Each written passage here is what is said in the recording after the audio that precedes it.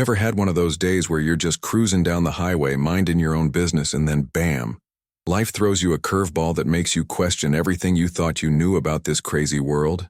Well, buckle up, friend, because what I'm about to tell you happened to me on a scorching hot Tuesday in July 2010, somewhere between Albuquerque and Santa Rosa on good old Route 66. And let me tell you, it was the kind of day that still keeps me up at night, wondering if any of it really happened or if I'd been breathing too much diesel fumes. Before we get rolling here, I gotta ask you something. Have you ever seen money just blowing in the wind like tumbleweeds? I mean literally $100 bills dancing across the asphalt like they're putting on some kind of desert ballet? Drop a comment below and tell me about the craziest thing you've ever seen on the road because, brother, what I witnessed that day takes the cake. Now, my name's Joseph Wilson, and I've been hauling freight across this great nation for over 30 years. Seen it all, done it all. From blizzards in Montana to hurricanes in Louisiana. I'm a Vietnam vet, 51 years old, and I thought I'd seen every kind of strange this world had to offer. Boy, was I wrong. That particular Tuesday, I was hauling a trailer full of brand new Apple notebooks from a distribution center in California, headed for some fancy computer store in Dallas. Premium cargo, worth more than most folks make in a year, so I was taking it real easy, keeping to the speed limit, checking my mirrors every few seconds. The load was worth close to $2 million, and my company didn't mess around when it came to high-value freight. The New Mexico sun was beaten down like the devil's own furnace, and the heat waves were dancing off the blacktop like ghosts. I had my CB crackling with chatter from other drivers, mostly complaints about the heat and warnings about speed traps up ahead. Breaker 19, this is Road Dog Joe, I called into the radio. Any bears in the air between mile marker 218 and Santa Rosa? Negative, Road Dog, came back a familiar voice. Road's cleaner than a whistle, but watch out for that construction zone about 10 miles up. They got you down to one lane. I keyed the mic twice to acknowledge and settled back into my seat. That's when I saw her. At first, it was just a speck in the distance, maybe a mile ahead. Looked like someone walking along the shoulder, which wasn't unusual on Route 66. Plenty of folks still tried to hitchhike the mother road, chasing dreams or running from nightmares. But as I got closer, something seemed off. This person was moving erratic-like, stumbling and weaving, and there was something in the air around them. Something that caught the sunlight and sparkled. I downshifted and started slowing down, my trucker instincts kicking in. 30 years on the road teaches you to spot trouble before it spots you, and this had trouble written all over it. As I got within a quarter mile, I could see it was a woman, probably in her 40s, wearing clothes that had seen better decades.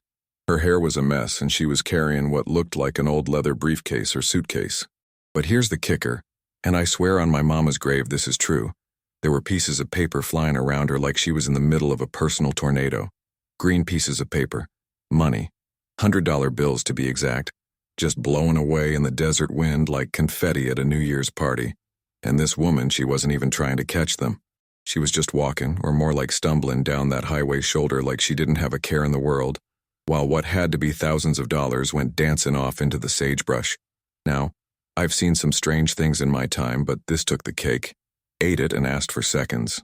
I pulled my rig over to the shoulder about 50 yards ahead of her and hit my four-ways.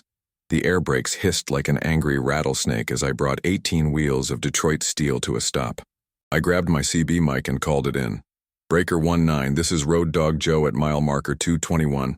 Got a possible 10 to 54 out here. Woman walking the shoulder with what appears to be a whole lot of cash blowing around. Anybody else seeing this? Static crackled for a moment before a voice came back. Say again, Road Dog. Did you say cash blowing around? That's a big 10-4, good buddy.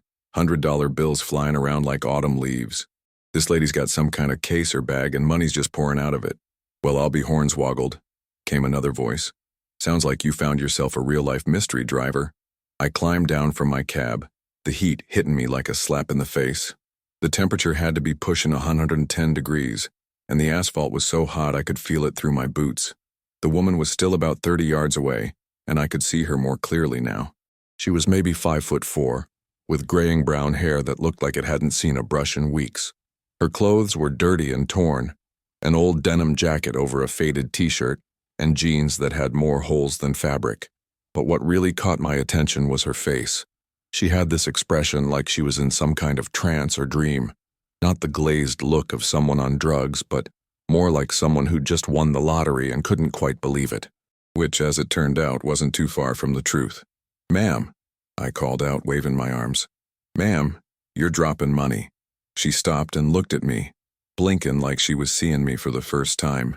Then she looked down at the briefcase in her hands, which was old and beaten up with one of the latches broken. Sure enough, $100 bills were spilling out of it like water from a busted dam. "Oh," she said, and her voice was soft, almost childlike. "Oh yeah, the money." Just like that. Like she was talking about dropping breadcrumbs for the birds. I jogged over to her, my boots crunching on the gravel shoulder. Up close I could see she was probably in her early 40s, but life had been rough on her. Her skin was weathered and sun-damaged, and her hands were dirty and calloused. But her eyes were bright and alert, like there was still fire burning in there somewhere. "Ma'am, you're losing a fortune here," I said, bending down to pick up a $100 bill that was about to blow away.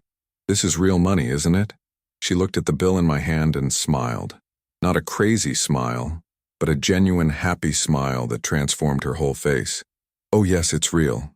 Very real. I checked it about 100 times. She laughed, and it was a sound like wind chimes in a gentle breeze. 100 times for $100 bills. That's funny, isn't it? I handed her the bill and she stuffed it back into the briefcase without much care. "Ma'am, I don't mean to pry, but where did you get all this money? And why aren't you more concerned about losing it?" She looked at me for a long moment, like she was deciding whether to trust me or not. Then she said, "My name's Kethelyn Rodriguez, and this money, well, it's mine, fair and square. I found a lottery ticket in the trash behind Murphy's Gas and Lottery on Central Avenue in Albuquerque 3 days ago. Checked the numbers online at the library, and wouldn't you know it, I'd won $500,000. I felt my jaw drop. 500,000 and you just collected it?" "Yep," she said, popping the P like a kid blowing bubbles. "Walked right into that lottery office yesterday morning, showed them my ticket and my ID, and they handed me this briefcase full of cash. Well, after taxes it was about 320,000, but still." She shrugged like she was talking about finding a 20 in an old coat pocket. I stood there in that desert heat, staring at this woman like she'd just told me she was from Mars. "Ma'am, Kethelyn, you're telling me you won over $300,000 and you're just walking down Route 66 with it in a busted briefcase?" She nodded enthusiastically like I'd finally understood the most obvious thing in the world. "That's right. I've got plans, you see. Big plans." She clutched the briefcase tighter, and more bills started to flutter out. I watched a Benjamin Franklin do a little pirouette in the wind before landing in a patch of prickly pear cactus. "What kind of plans?" I asked, though I was starting to think maybe the heat was getting to both of us. "Well," she said, setting the briefcase down on the ground and wiping sweat from her forehead with the back of her hand, "I'm going to buy every single vending machine between here and California." I blinked. "Come again?"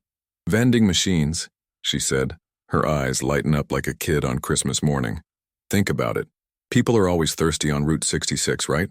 So I'm going to buy every vending machine I can find, fill them all with ice-cold Coca-Cola, and then I'm going to follow the route selling cold drinks to travelers. I'll be like a mobile refreshment empire. Now I've heard some wild schemes in my day, but this one took the prize. Kethelyn, honey, I don't think you can just buy vending machines like that. And even if you could, how would you transport them? How would you keep them cold? How would you get permits?" She waved her hand dismissively, and another handful of hundreds went flying. "Details, details. I'll figure it out as I go. That's what adventures are for, right?" I looked around at the empty desert, then back at this woman who was casually letting a small fortune blow away in the wind, and I realized I was facing one of those moments that define a man's character.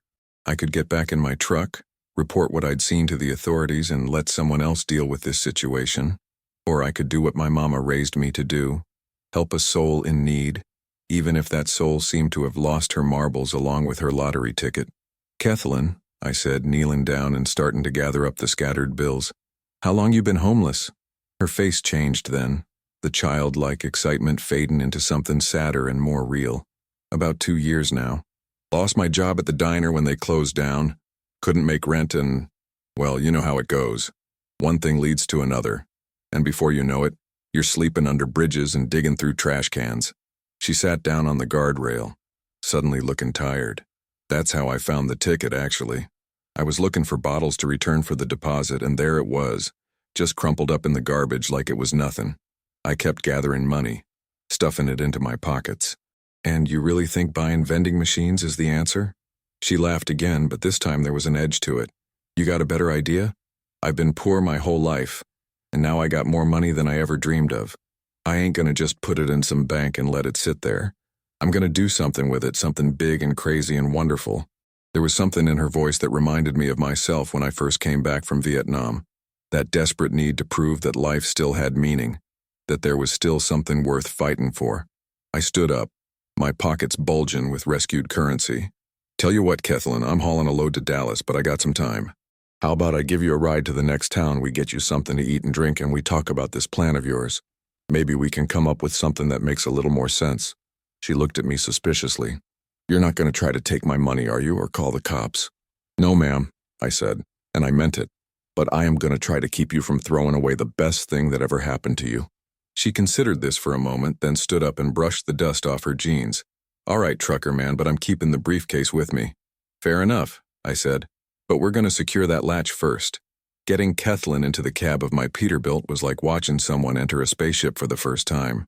She stood at the bottom of the steps, clutching that beat-up briefcase like it was the Holy Grail, staring up at the sleeper cab with wide eyes.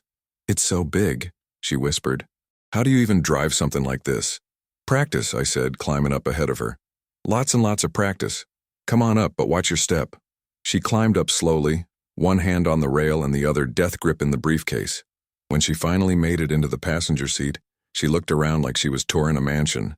This is nicer than the last 3 places I lived, she said, running her hand over the leather seat. I fired up the engine, and she jumped at the sound.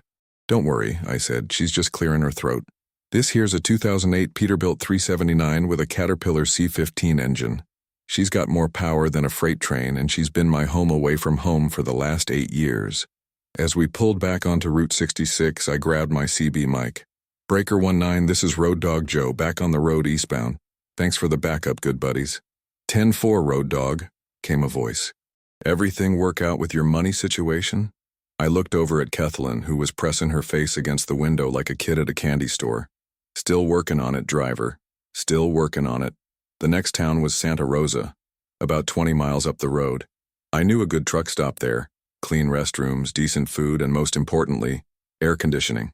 As we rolled down the highway, Kethlin started telling me more about her plan. And with each detail, it got crazier. See, I figure I'll start with maybe 50 vending machines, she said, counting on her fingers. Then I'll hire a team of people to help me move them around. We'll follow the weather. When it's hot in Arizona, we'll be there. When it's hot in Texas, we'll be there too. Kethlin, I said gently, vending machines weigh about 800 pounds each. You'd need a whole fleet of trucks just to move 50 of them.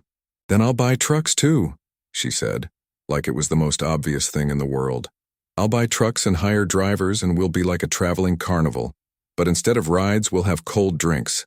I was starting to understand that Kethlin's relationship with reality was flexible, but there was something about her enthusiasm that was infectious.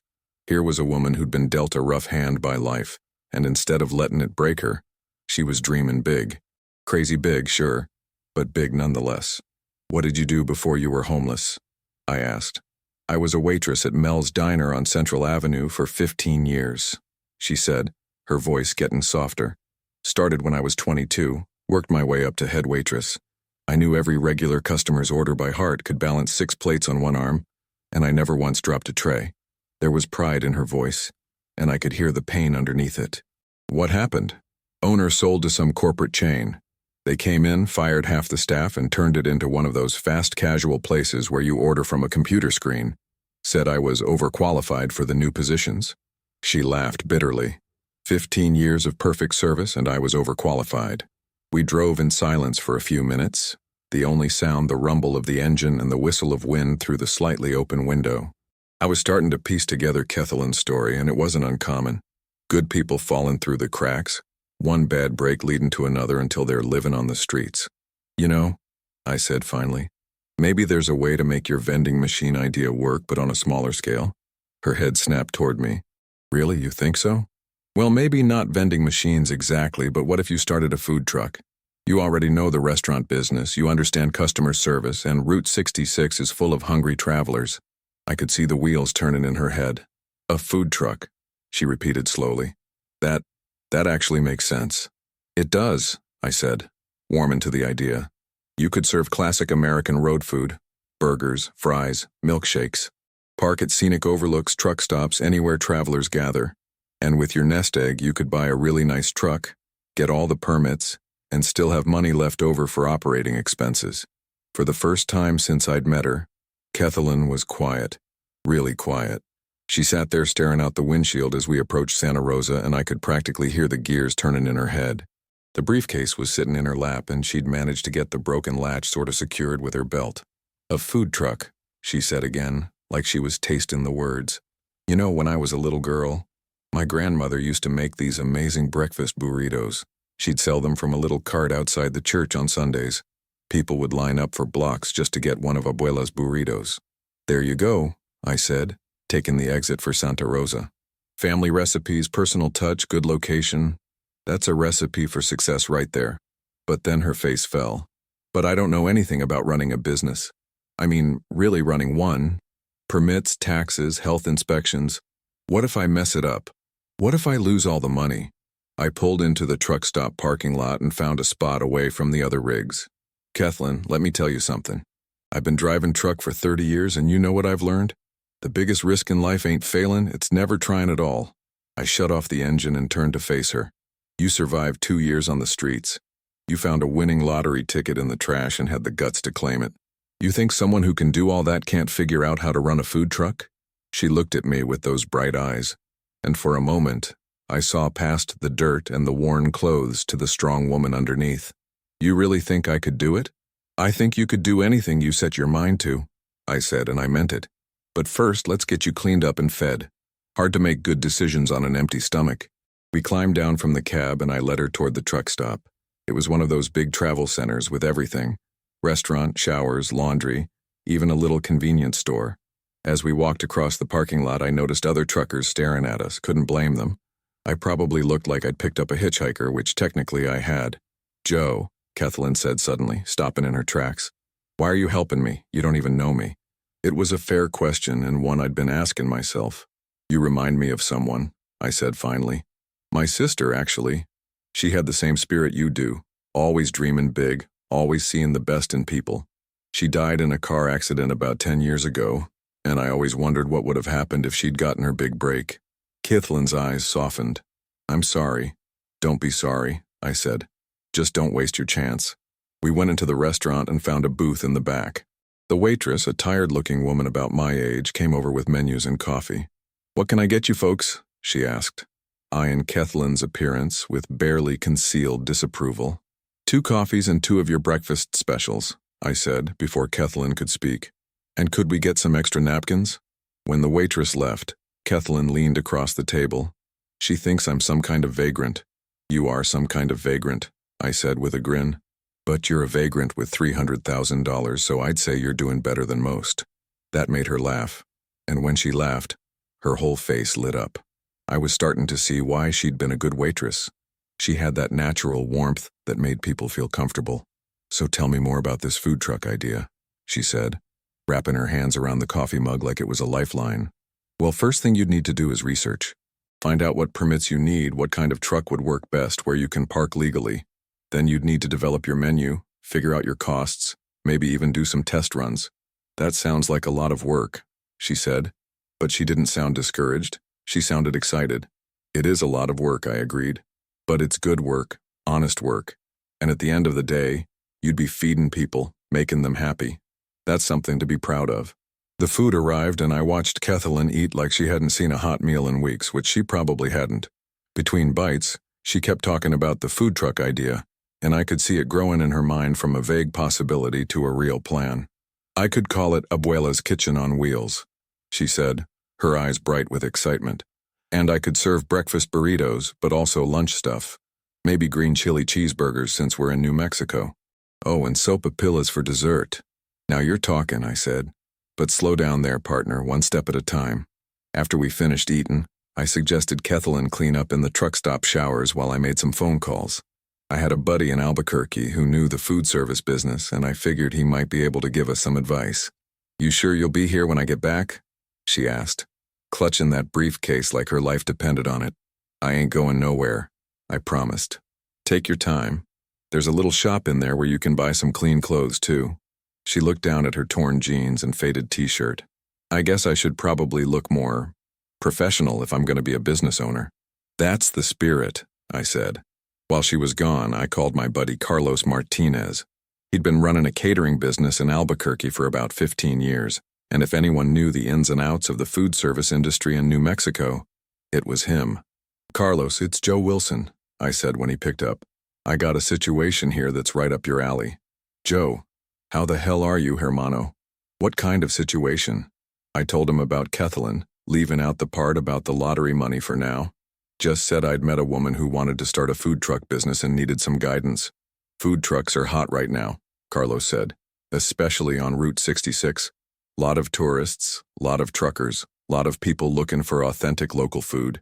But it ain't easy money. You need permits from every county you want to operate in, health department inspections, insurance, the works. What about startup costs? For a decent truck and equipment, you're looking at maybe $60,000, $70,000 minimum.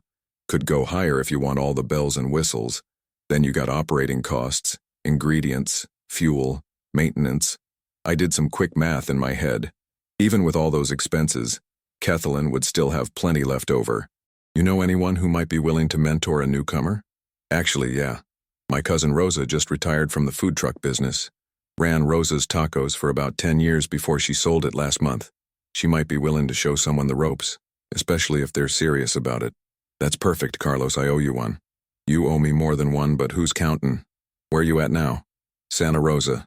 Heading to Dallas with a load. Well, if your friend is serious about this, have her call me. I'll put her in touch with Rosa. I was just hanging up when I saw Kethlin coming out of the truck stop, and I barely recognized her.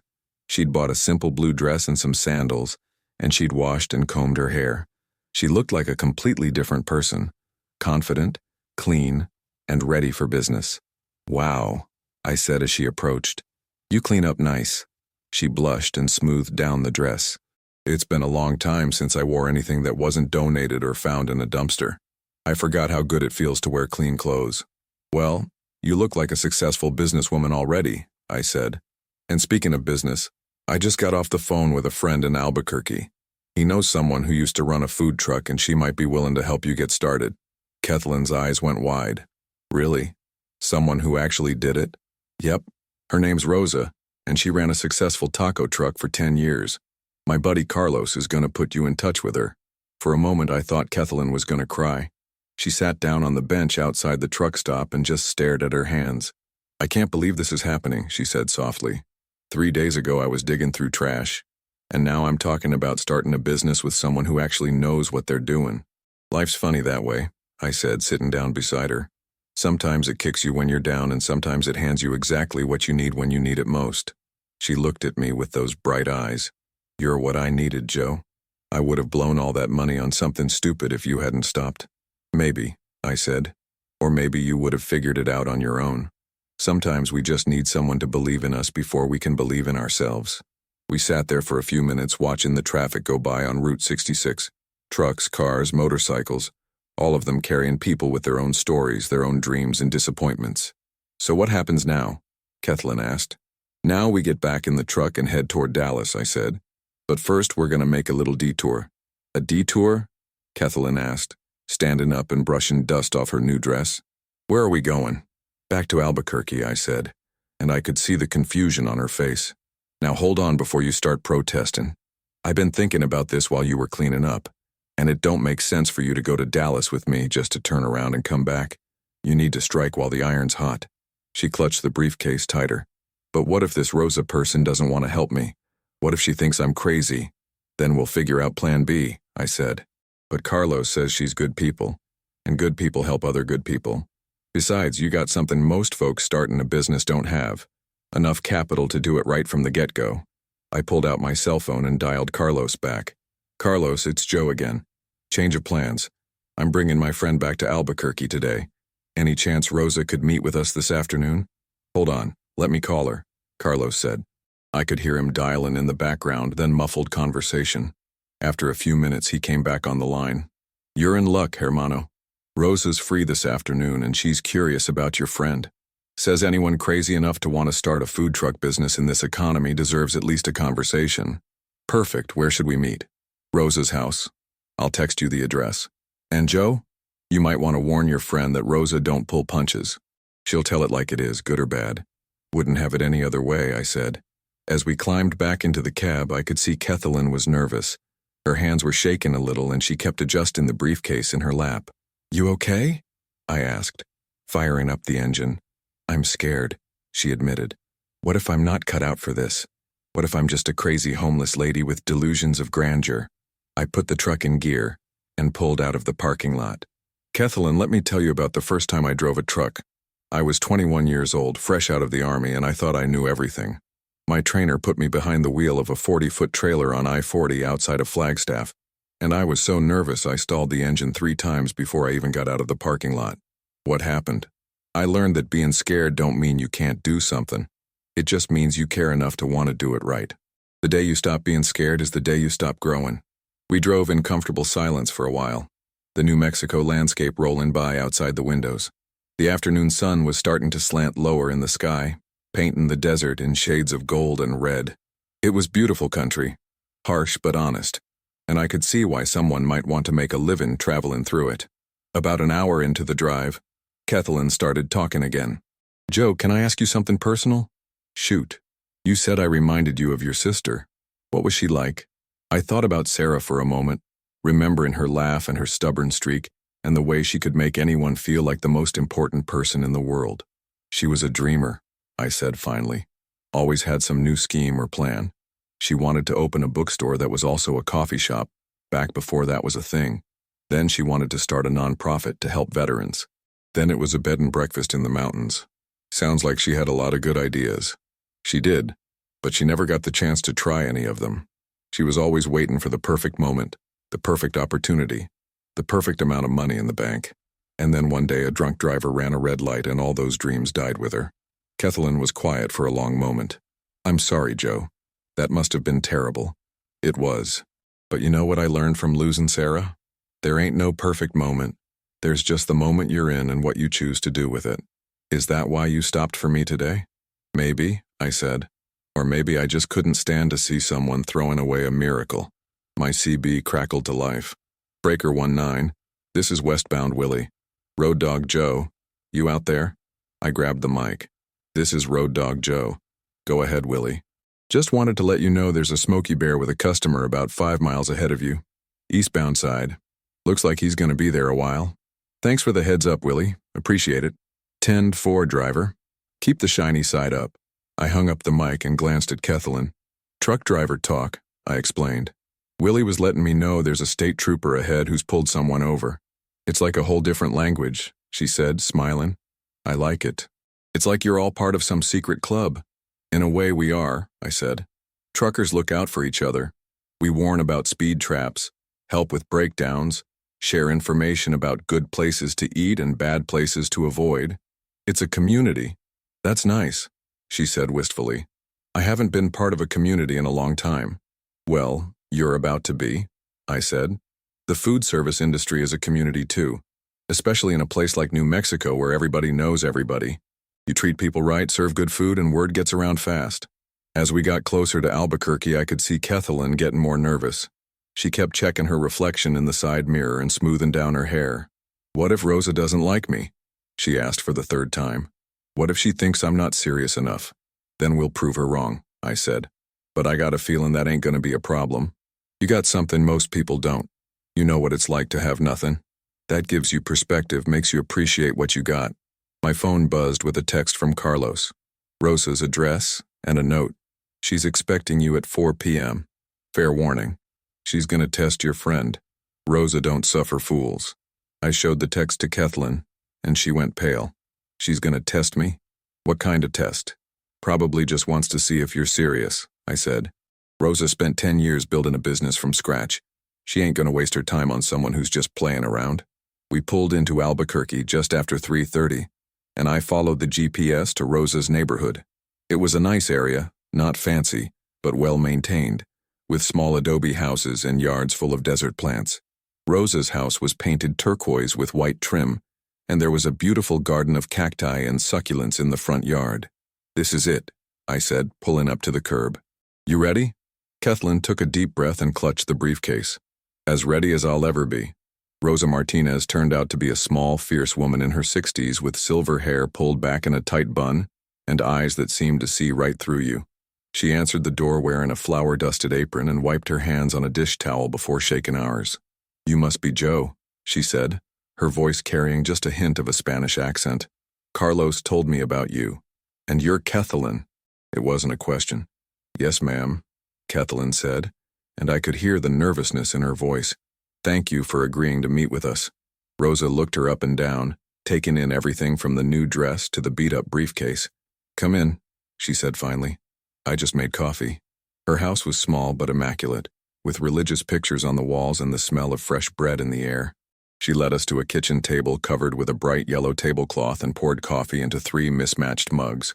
"So," Rosa said, sitting down across from us, "Carlos tells me you want to start a food truck business. Why?" It was a simple question, but I could tell it was loaded. Kathleen looked at me, then back at Rosa. "Because I want to feed people," she said. "I was a waitress for 15 years, and the best part of my job was seeing people's faces when they tasted something really good. I want to do that again." Rosa nodded slowly. "Good answer. What kind of food?" "Mexican-American fusion," Kathleen said, gaining confidence. "My grandmother's breakfast burrito recipe, but also things like green chili cheeseburgers and sopapillas. Comfort food that reminds people of home." "Can you cook?" "Yes, ma'am. I've been cooking since I was 12 years old. Had to, after my mama died." "Show me," Rosa said, standing up abruptly. "What?" "Show me you can cook.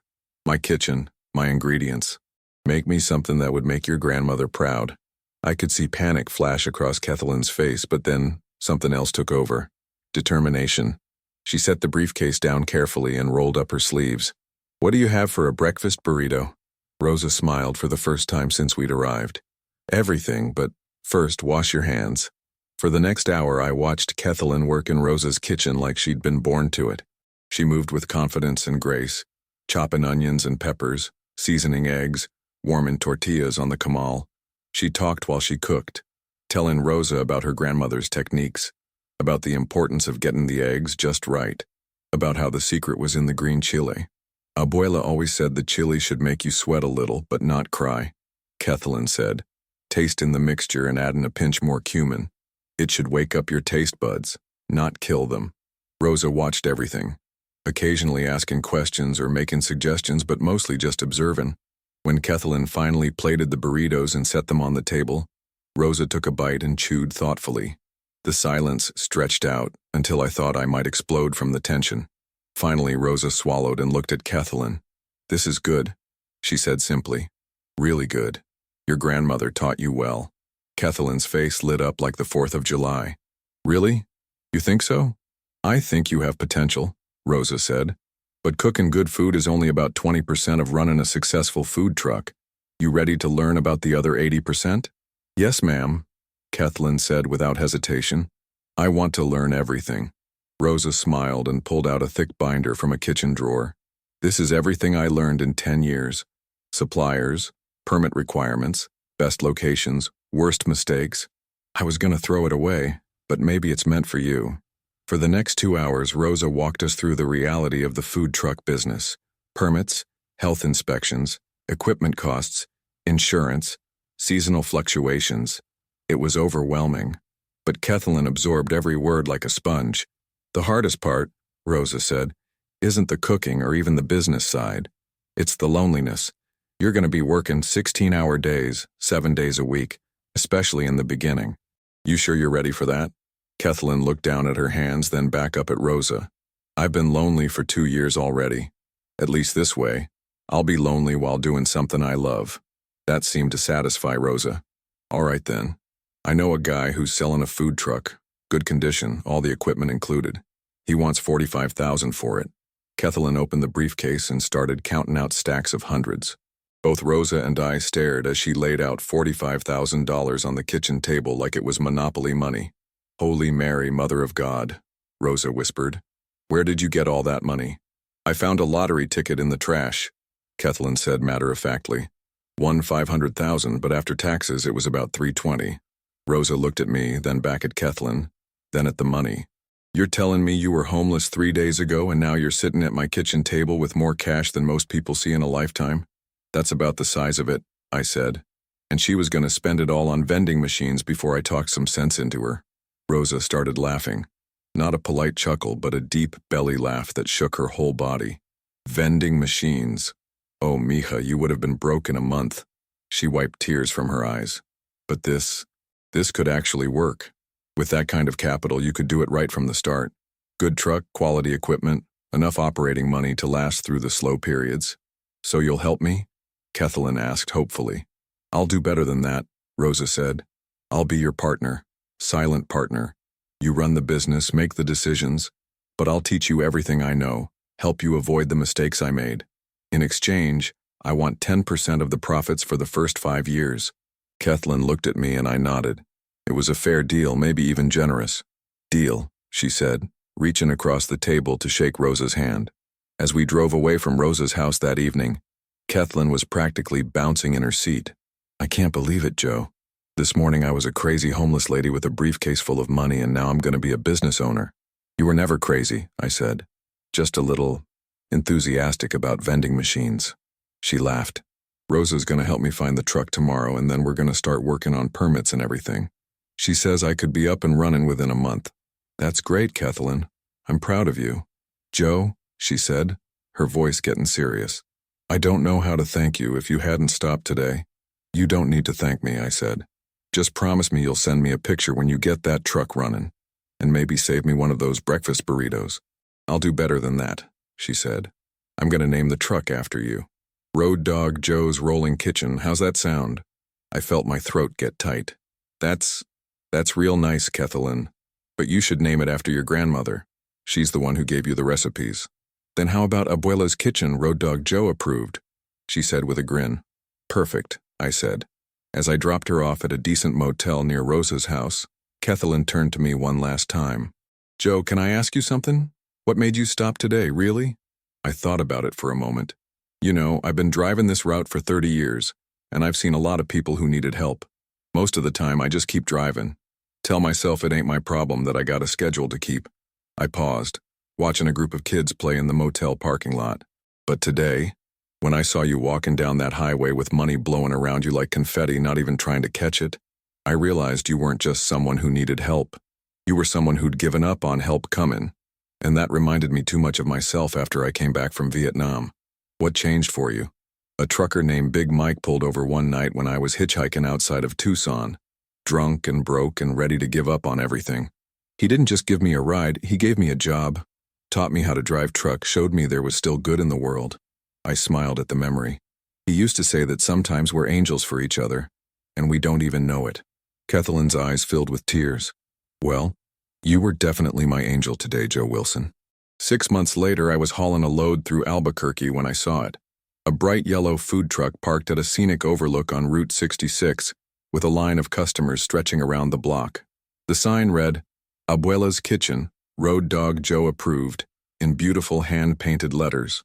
I pulled over and walked up to the truck, and there was Kathleen, hair pulled back in a neat ponytail, wearing a clean apron and a smile that could light up the desert. She was laughing with customers, taking orders and moving around that little kitchen like she'd been born to it. Well, I'll be damned, I said when I reached the window. If it ain't the famous Road Dog Joe, she said, her face lighting up even more. Rosa, come here, look who showed up. Rosa appeared at the window, grinning from ear to ear. Joe, perfect timing. We just sold our 1,000th burrito this week. Business is good then? Better than good, Kathleen said. We're booking private events, got a contract with 3 truck stops, and Rosa thinks we might be ready to expand to a second truck next year.